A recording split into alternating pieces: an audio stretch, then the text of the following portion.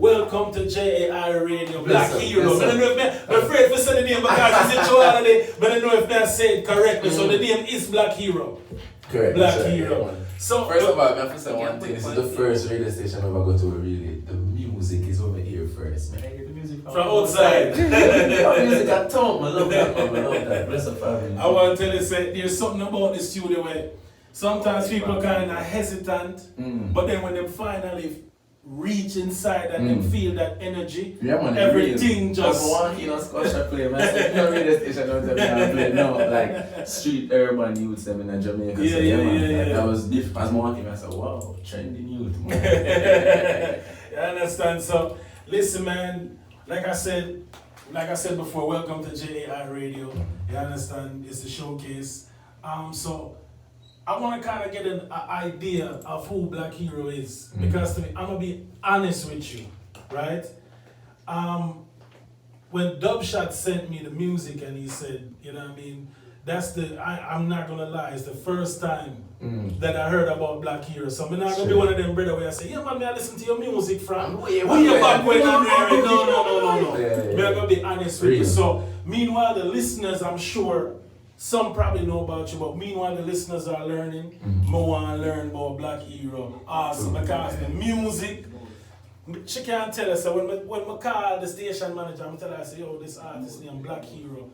And I listen to the music first. That is what always, and the music have full of messages, full of all of the right ingredients. You understand? So right that's the number I say, all right, I need to know more about Blvk H3ro. So tell me about the beginnings, the humble beginnings of Blvk H3ro. It's still a humble journey so far. But there's a little tip, so there we go. Alright, so yeah, man. Alright, Blvk H3ro. Alright, we're gonna start from the basics, straight from the basics. So yeah, because that's what we want to know. You understand? Yeah, man. Alright, so the journey really began in Jamaica, Waterford. You know, that's where I'm born and raised. Okay. So I come from Five Cartel places, even Gaza. And just grew up in a Christian household too. Enough people that be surprised can have locks, and you know the message is more Rastafarian, as in like when we grew up in a Christian household, mother, father, little brother. Go through the whole names of school, high school, everything, college, but now the most important part of the journey was when I start for work. Me as a young youth always a search for knowledge, a bigger purpose, a brighter future, a brighter vision. It just in me, it's a yearning. Even everybody said the world not change, me just always feel like me can make a difference in my community, in my country. So now starting to work, I used to work at a bank in Jamaica, NCB. And I was there for like 2-3 years. And music never in the meds, none talent. None at all. None talent, neurosurgeon, all kind of things in the meds before. No music. Yeah man, we just left straight from high school and we get a chance to intern at the bank, and we that work so well. Because my father always teach me proper work ethics and everything. So them just give me a position at the bank and say, alright, go on work, isn't it? So we did it for 2-3 years, and then after a while things just get stagnant, boring, like repetition. Like, same thing. After just being there, my mind, my body, my spirit just start for a year and say, oh, this can't be it. This can't be the final destination. So it's like, right after that, a new employee come at the workplace, him the name Capo, Neon Pierre Hansen. He was a producer. First me ever meet a producer or beatmaker or anything. But we there after work one day, and And him just end up there and I'm gonna spliff on him. I'm say, you know, I make beats. I'm say, I'm gonna say, alright, play the beats. First of all, I'm gonna go PP hard. One. So for all this happen, just a short period. Energy, you see me? So then you know, them play the beat and my high. So when I start freestyle, I don't even know what it was freestyling at the time. But just whatever you made, that's what I stop the beat and I say, yo, you're bad in it. Yo, just off of that man say, yo. You sure see I never did all that smoke at that atmosphere, at that point. For sure. Yeah, but then it's like after that now, making the first song to learn about the business to working with major labels academy, they give the platform to say Blvk H3ro. They do a remix and them they like it and man them just put it on them SoundCloud 500,000 plays in like a week and then like things start get crazy and then a buzz started to happen. But what's the time frame we're talking about? Oh, we're talking about a shot. We're talking about the journey Yeah. of that now from the bank to transition into an artist is from 2014 to 2016, that 2-year period, all of that happened. Major labels are working right in studio. Moving from a bank right into that. Can you have to understand, life dramatically changed for me right after that, because it's like your parents start looking at you like, because them always believe in me, like I'm never really, I'm gonna tattoo up, I'm gonna pierce up. So I know I'm still at all it, but I'm gonna say, what happened? the locks. We're always going to say there's somewhat of a stereotype, especially coming from a Christian home, as you said before. Wow. My parents did up in the church, like he was like a deacon. So I'm not just regular, just go church Sunday, Monday, Tuesday, the Wednesday, prayer meeting, choir practice. We're talking about all of that. So but that's to add to probably the reason why I do music, and the only reason why I did go to church was to play the drums. Honestly, I never like nothing else but the drum, but that's there at the front for me. I have 5 minutes to sit down and like, what's that? And I reach like 10, them say, yo, come play the drum, man. I always like it, and that was my only reason for going to church. So isn't me, but so what they know that 2-year period there, if I understand, like parents start to play different, you know. So before we get to that party, so who were you listening to at that time? Oh, like before, can you say you're forward from the Gaza place? Plus, there's a little mixture of the church, right? Who were you listening to at that point? Alright. So just before I say this, I'm going to say one thing. My parents always make me consume albums. So my mother, they have a Michael Jackson album, Lionel Richie. She'd have like Freddie Mercury and Queen and all them albums there. So me should just observe albums. That's as a youth with a Walkman and a CD, just listen to sound. Not even really listen to the messages of music or nothing, just observe sound, because I love music. Then now, as I grow older, I start gravitate to Kirk Franklin, Vibes Cartel. Then you start go to all of the youth them in the space of Jamaica. They go to R&B, they go to boom bap, hip hop. Like my mind and the way I observe music was different. Like enough people know say Teflon Dan from Rick Ross are my favorite album. It's not even Bob Marley. I mean, that's even real. How you deal with it, the sound, the production, the skip any songs, like stuff like that, that stick with me. So all of that music I consume, it just literally come out now, like it's like every artist a channel Michael Jackson, like imagine that. We hear the influence in the music. There's a little bit of, if you listen to some of the beats, there's a little bit of the production can tell you that you know what I mean, you're not stuck in just being like sonically, you listen to everything and you can hear it. You understand? Yeah. So I mean, back to that journey, you skipped over a major part. So I heard you said homeless. Yeah, like in that 2-year period, like because you were at the bank, you know, you fend for yourself, you make money in the bank, you know, like at the bank, and then bank a big job at Jamaica. Yeah, and then everybody look at you crazy like, why you feel like the bank? Cause my mother dreamed seeing in a bank of wares from before my bond, so she's just like, this was it, this was my dream for you. You left the bank now, like you're crazy, like you're losing it. So friends start turning on you. The youth that I used to live with, even the same producer we meet and we end up moving, just because not being able to cover bills, stuff like that, which is regular human stuff. You know, friends look at you weird, everything get weird, so we'd have to move. And there was a period of homelessness, so we used to just stay with my friend in my colleges and sleep on them balcony, and me and my producer them go everywhere and sleep there. So we used to sleep at radio station floors, just for and record there too and stuff like that. Because even they want to step an album, some might do it in bathrooms, on bus. Wow. My friend them down closet. But I like when people hear it and say, yo, which studio did this? And I'm like, alright, cool. That means that that's the talent and the skill. That's it.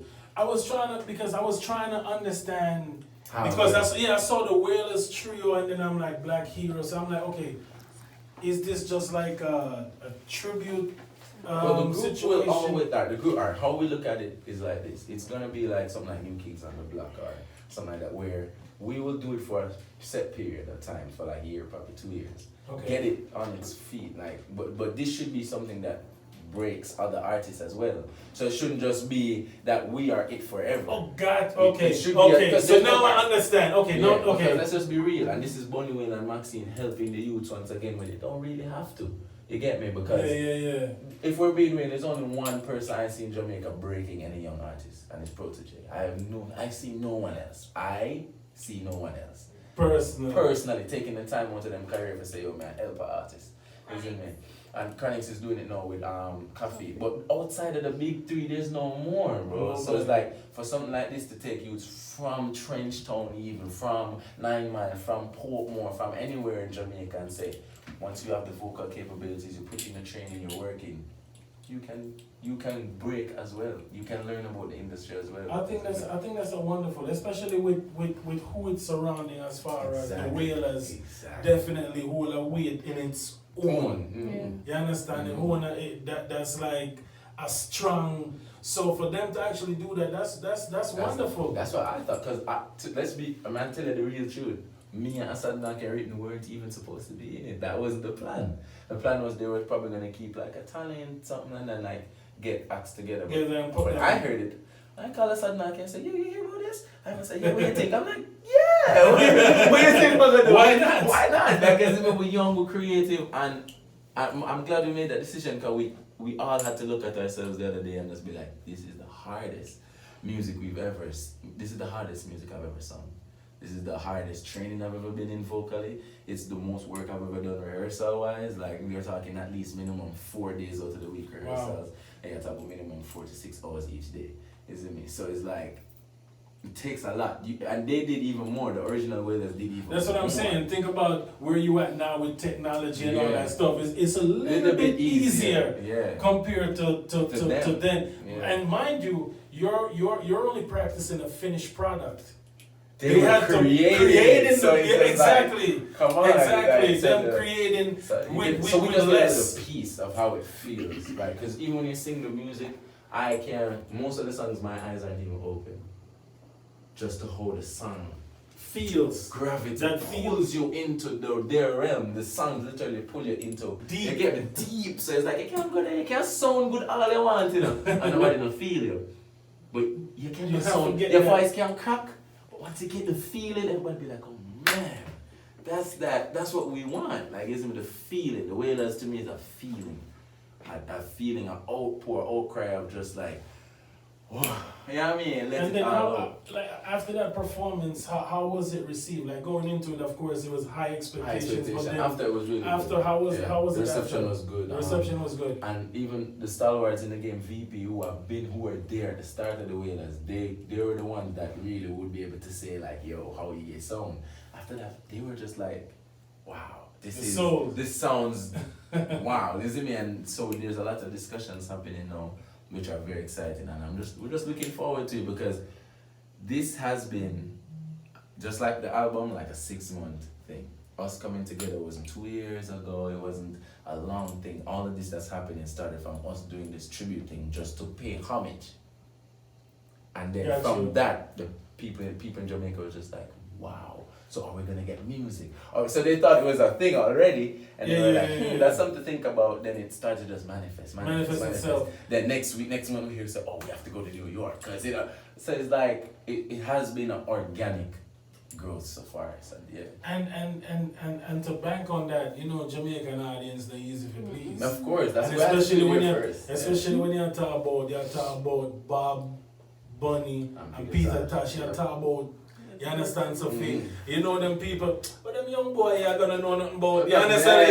Yeah, so that's the first. That's the first until they actually see the performance. So that's wonderful that it's accepted. So I mean, I guess from here on out, it's nothing but nothing but with this album. And like I said, you have you're doing. So it coincides with what you're doing too, as far as everything is just. So it's like a blessing in disguise, being called for the you know what I mean, the JAIrieRadio H3ro, and then for your album dropping and everything. Yeah, it's just perfect. You it's just perfect timing. And even at first when things weren't moving like together like this, you question it, but then when you're here now, you're like, oh man, everything happens. When you're in the moment. Everything happens for a reason. I'm telling you. So you know what, like when we talk about, you know, being in the moment and magical, what better song to play than Superstition? Of course. Nothing better to play than Superstition. Listen, the album is out right now. His name is Blvk H3ro. Listen, it's not BLACK or BLAK, okay? So if you're searching that, you're not gonna find it.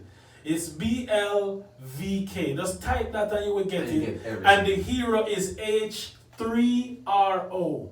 So type that, and when you see it, you will get it. It might not sound right what I'm saying, but when you actually see it, it makes a lot of sense. Yeah. So this is Superstition, and you said this is a Stevie Wonder sample. Yeah, Light is about to fall.